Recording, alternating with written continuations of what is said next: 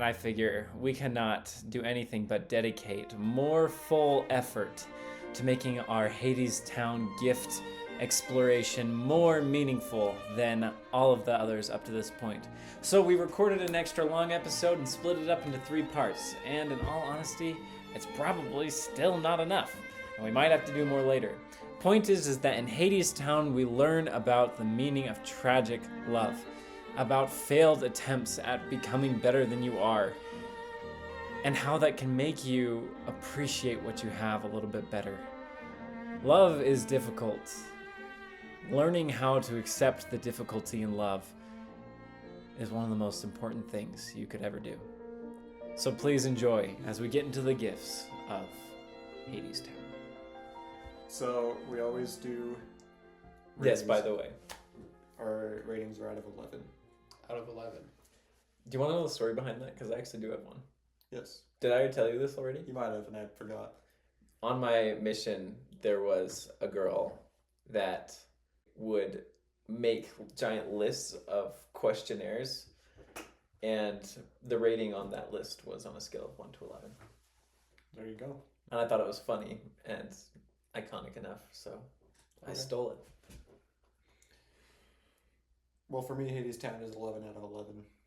Yeah, it is for me as well. I would pretty confidently call it perfect in every way relative to what it's trying to do. Like, it might not be everyone's cup of tea, but...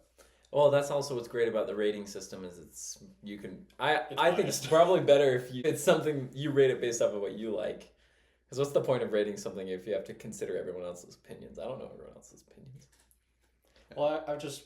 When I say something is perfect, there's going to be someone who's like, oh, but what about this? What about this scene where... For me, it's perfect. Yeah. There's nothing wrong with it in my eyes.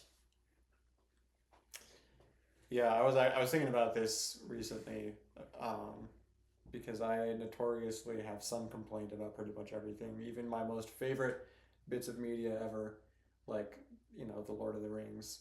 I have a couple of complaints with The Lord of the Rings. I don't know if I have any, real complaints with HadesTown. I've heard one from you before. Wait, what was it?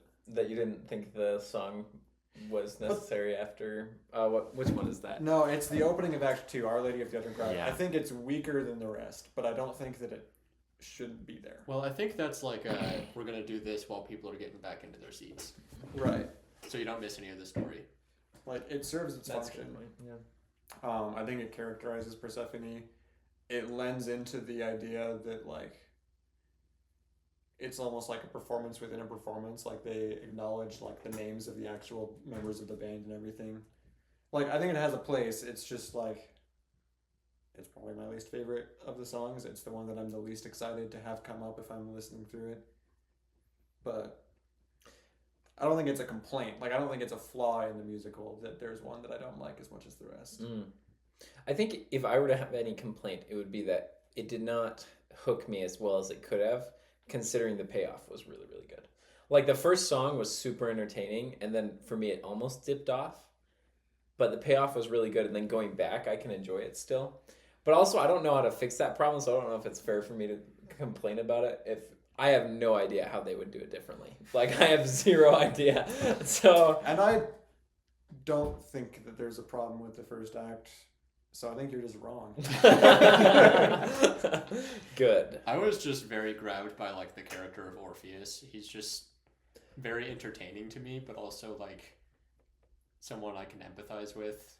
He's so just charming and silly, but also you can really start to see the underlying issues he's got going on. Where he's not quite optimistic, he's more delusional. Or naive. Yeah. Yeah. That's a better way to put it. No, delusional. Bro is literally insane. He's dumb, actually. Official news. Turns out, what did the announcer people do? Hello, turns out Orpheus is dumb. That's my favorite kind of news broadcasting. Well, we still need your rating before we so dive into it. I'm going to give my rating. I actually do like this. And it seems low in comparison to your ratings, but I was going to give it an 8 out of 11. Ooh, you won't. I'm sorry. Okay. But how dare you have an opinion? I'm pretty sure that I rated Breath of the Wild the same. So we don't have to worry about me disliking it because I like things that I rate in an 8. You know. How dare you like this thing slightly less than I No, I actually think that it's made me think after the fact a lot, which is what I want, to think about it after the fact. So it also did. I rate things higher if they have had some sort of an impact on me, and there were definitely themes in this that I thought were very profound and were helpful. So, What is it that docks those points for you? Like, what are the weaker elements? I guess you've already said that Act 1 didn't quite yeah, work, yeah. I think that's probably the biggest thing. Is like Act 2 was very, very engaging, but Act 1 was a little like I couldn't tell where they were going with a lot of it, and it's because all of Act 1 was not the main point of the story. All of Act 1, the main point of the story is Act 2, is Orpheus having to go back and Which starts in Act 1, for what that's worth. at the very, very end. At the very, very end, they sing "Wait for Me," and then that's basically, and then the wall song, right? Why we built the wall. And then that's, yeah. So is it mostly just that, or are there any other... I think I'm just curious for your perspective. I think that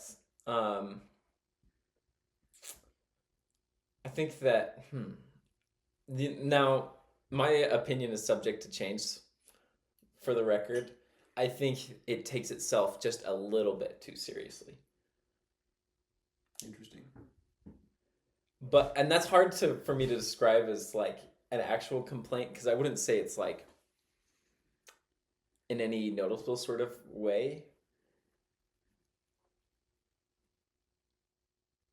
So this is just what you call bad criticism. I mean, I wasn't gonna say it. No, I realize that it's not very good. I wonder if like when it comes out in the summer and we watch it again, if I'll be like, oh, that was way better than I remember it being. Yeah. For context here, I first just listened to the soundtrack because I didn't have any way to reasonably or legally watch it, and have listened through it start to finish several times and listened to individual songs more times than I can count. Peter watched it for the first time when it was being performed at a local theater in Salt Lake, like last month. Yeah. So there's and my brother Chase is the same as me, where we've just listened through the soundtrack to the point that it's burned into our memory forever. So there's a little bit of a skill difference. Yes. So what I'm saying is our opinion is more valid. You know, it took me like 3 seconds for that joke to finally land. So there's multiple reasons why there's a skill difference, apparently. No, I'm just saying there's a very big difference in like exposure to it, Yeah. I guess, and that's Familiarity. part of why I'm so curious to your perspective, because you have not had the same exposure. You've not. The longer you're with something, the more you love it, and that's natural. Right. Did you know the story of Orpheus and Eurydice going into it? Yes, I did know that he turns around and Yeah. sees her, and then she. I had no memory of it, and then at the very end when Hades is like, Orpheus shall not turn to look behind, I was like, this sounds familiar. Yeah, I remember the same thing, but in a slightly different way. I remember being like, "No, how does Orpheus get Eurydice out? What is it? What is the way that the story goes?" And so like I figured out what was happening in the second half, like just before it was happening, like every plot beat, and then I started putting all the pieces together. It was really funny in the theater when Orpheus turns her. Oh wait. Spoiler warning. 2,000-year-old story. In the theater when Orpheus turns around, everybody's like, and then they make the biggest like gasp ever. But like you said, 2,000-year-old story. I mean, you should have seen that coming. But when Well, it's a bunch of teenage girls, you can forgive it. I also think that is part of what makes the musical so brilliant to me, is that even going into the story, you know how it's going to end. They tell you in the first song that it's going to have a bad ending. And not bad, sad, I guess there's a difference there. You go through this whole thing knowing where it's going, and there's still this sense of like shock and like betrayal almost when he does turn around. Because it's all, so much of the musical is framed around this idea of like seeing the good and the potential in the world. You know, there's the motif seeing the way the world could be in spite of the way that it is. And so I think where that's such a big emphasis thematically of the musical, it works on you too, where even though you know that that's not how the story is going to end, you still feel this sense of hope because of who Orpheus has been built up to be, because of the love that has been built up between them. You see the way that this story could end and have this, like, I don't just want to say hope, because like nobody thinks that it's actually going to end out well, but there's this part of you that feels like it could work out. It's almost like a storytelling flex, where she comes in at the beginning, she's like, this is exactly what happens at the end. I'm telling you right now. And you're still going to be shocked. You're going to be shocked and devastated when it happens, even though you have known for 2 hours that that's what's going to happen. Yeah, Hermes just makes it so funny, singing it out of how it's going to be a tragedy, and you're like... yeah, the freaking tuba. What's that? That's not a tuba. Trombone. It's like, what's the cliche where the person like points where they're going to do something cool? Was it Babe Ruth who would point when he was going to hit a home run? That's right. This is the storytelling equivalent. That's a really funny comparison. Yeah. But genuinely, that's one of my favorite parts of the musical, and I think that's kind of doubled down in the closing song in the Road to Hell reprise. Is it reprise or reprise? Either. I have no idea. It's either. Okay. Depends on if you're... I feel like I've heard it both ways. Yeah. Reprise. I've heard it both ways. Reprise.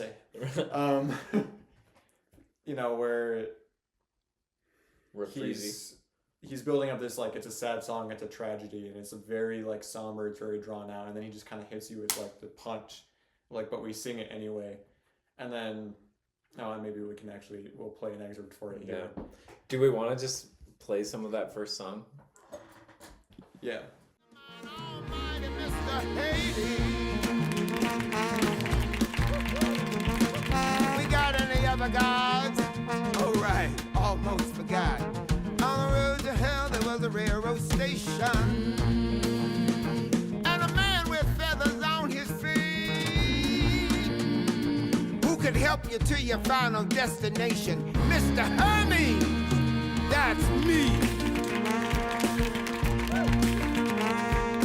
Someone's got to tell the tale. Whether or not it turns out well, maybe it will turn out this time. On the road to hell, on the railroad line, it's a sad song. Sad song. It's a sad tale, it's a tragedy. It's a sad song. Sad song. We're gonna sing it anyway. Now, not everyone gets to be a god. And don't forget that times are hard. Yeah, so you see it right there. He's saying, it's a sad song, it's a tragedy, we're going to sing it anyway. But before that, when he says, someone's got to tell the tale, whether or not it turns out well, maybe it will turn out this time on the road to hell, on the railroad line. I feel like that's a huge part of just like the thesis of this musical, is this idea of like, we're going to keep telling this sad story because somewhere deep down we believe that it could turn out. And I think that I want to go. Let's actually just, let's just listen to the reprise. Yeah, because it is so effective, and I like starting the whole thing with this kind of theme at the beginning, where we get to see the broad strokes of what this is trying to say. Also,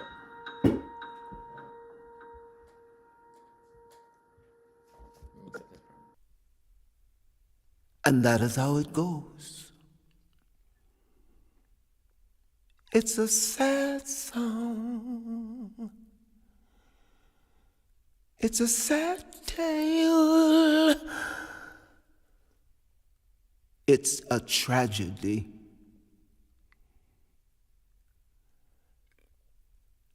It's a sad song.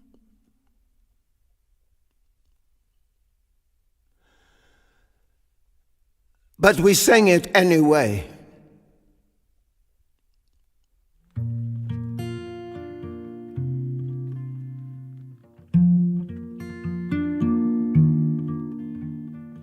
Because here's the thing, to know how it ends and still begin to sing it again, as if it might turn out this time, I learned that from a friend of mine.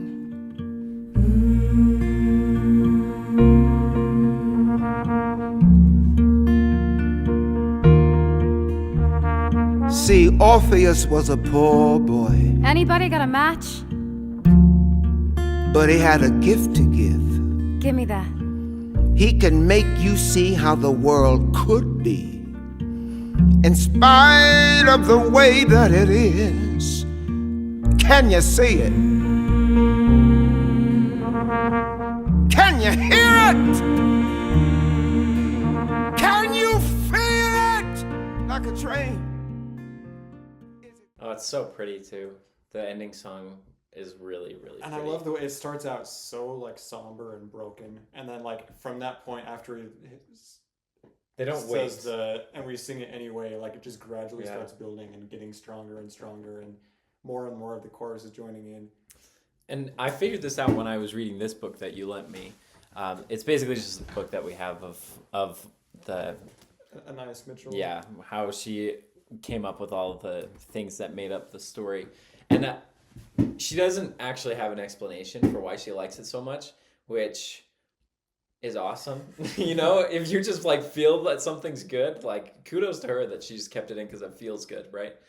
And what I texted Levi about at the time was it's so sweet that as human beings we just want to keep going even if we know that there's a bad ending.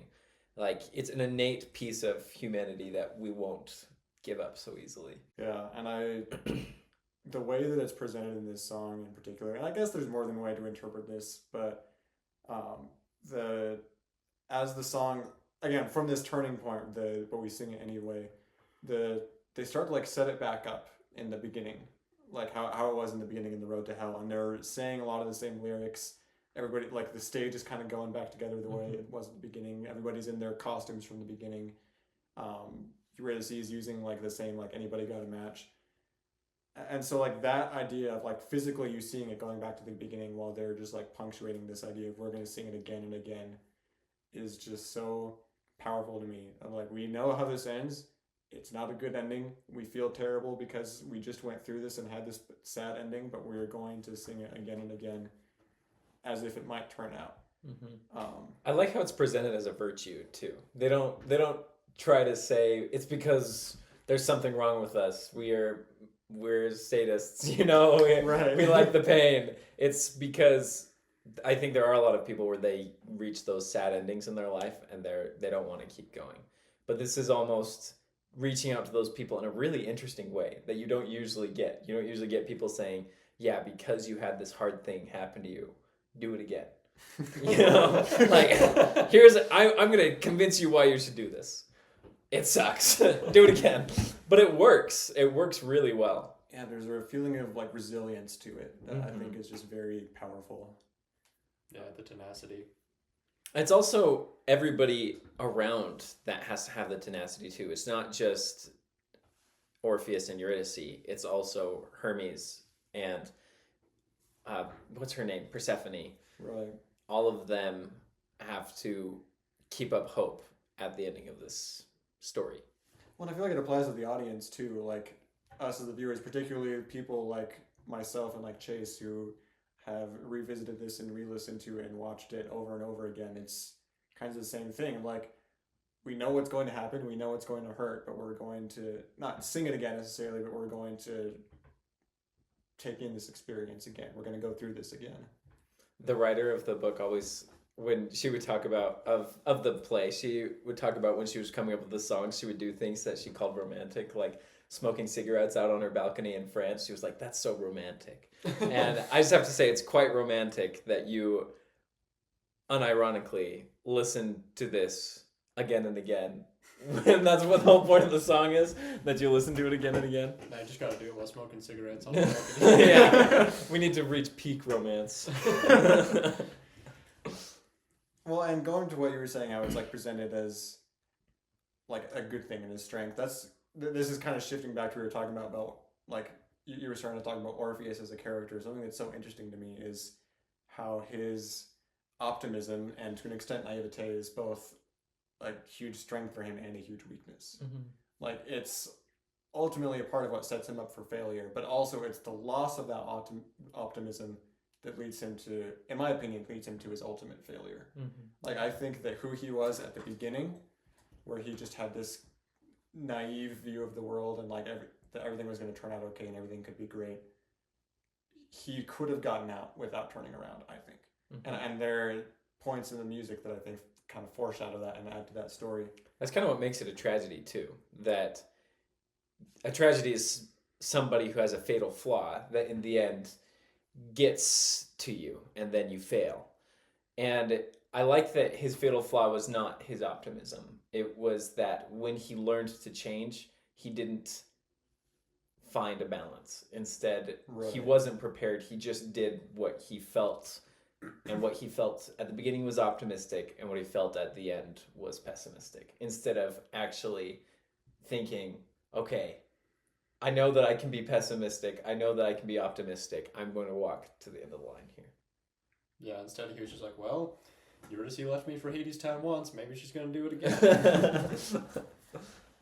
Also, that song is really good. Can we talk about that song next? Doubt Comes In. Yeah. Or is that too soon? Should we go back? If I could just add one more thing to Yeah, that. please. I think it's really interesting that Hades gave this particular challenge to Orpheus, when earlier Orpheus was singing about how the reason Hades was holding on to Persephone so tight was that he was scared she wasn't going to come back. So, he has the Epic 3 experience, which I'm sure we'll get into, realizing the similarities between him and Orpheus, and he knew exactly what kind of test to give him that would really challenge him. And I think that's just another interesting nuance in the connection between those two. Yeah. So we want to talk about Epic 3. We want to talk about Doubt Comes In. What else do we... Let's just get them out right now.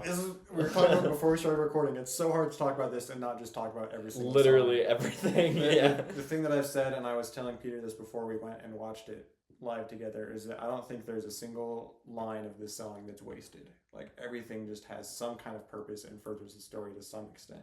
And then I even, in reading that book, there were some lines that I was like, oh, I'm so sad that did not make it in. Exactly. It's because then sometimes I can understand why she cut it, but I'm still just like, oh, sad. It was so good though. There was one about Orpheus that really hit me. I'll see if I can find it later. Also, as we've been talking, I think I need to change my rating from 8 to maybe 8.5 or 9. 8.5 right. is a good spot. Now that I've been thinking about it, My more. goal is to get to 10 before we finish recording. You ain't leaving here until we get done with it. He's like, hold me at gunpoint. What's your rating now? What's your rating? Oh, I'm not supposed to say gunpoint. Hold me at squirt gun. I just said hold you hostage. Hostage made a lot more sense. That's all we've got for you on part 1. But I look forward to seeing you again in probably around a week. See ya.